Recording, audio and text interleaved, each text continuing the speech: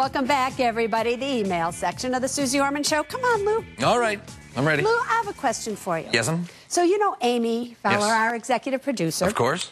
She tells me that when I do things like, it bothers her. It hurts her ears. It startles me. It does, so you don't want me to do that on air? No, I don't mind. You don't mind? I think you should do it more. All right, so do all of you mind? It's like, can you imagine? I think we should put a nice little montage of you doing it together.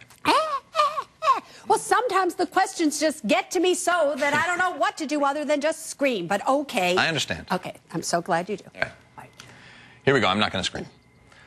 From Brandon, 54 in California. Susie, on a previous show, you were talking about short sales. You've said that the lender needs to give permission for the sale to take place. We are in a short sale position with a first and a second mortgage. The first will be paid in full, but the second is denying the sale. Can they do this? What recourse or other options do we have? Wouldn't they rather get something instead of nothing if we now go into foreclosure?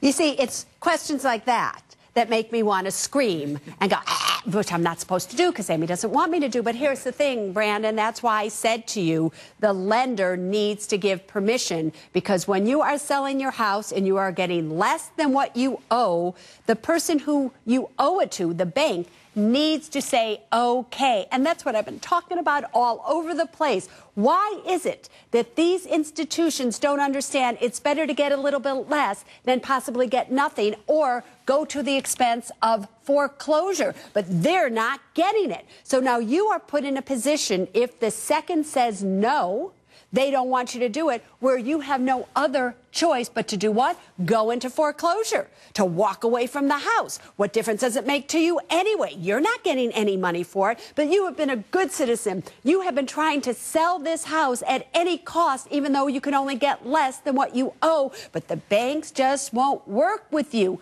You know, if they won't work with you, what difference does it make at that point in time? Is your credit score going to be hurt any more from a foreclosure versus a short sale? It's all going to affect you no matter what. So therefore, you just have to do what you have to do. And if you have a bank that's idiotic enough to not want to do it, what are you going to do?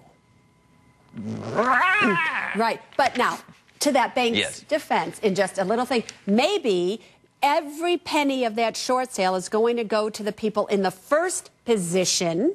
So they weren't going to get a penny anyway. So why should they allow something to happen when they weren't going to get anything, and they might as well write off their chances? That's how they're thinking about it. But that just brings everything down. So, you know, it's just such a mess, if you ask me. Did you ask me? No, they Brandon did. Brandon did, yes. Because you just don't I don't ask have me. these questions. No, you better not have questions like that. I try not to have these working questions. on the Suze Orman Show. No. Yeah. All right. All right, Susie. All right, see you next week, All my righty. dear Lou, and I'll see you next week as well. But this entire week, from this Saturday night till next Saturday night, here's the only thing that I want you to remember when it comes to your money. People first, then money, then things. Now you stay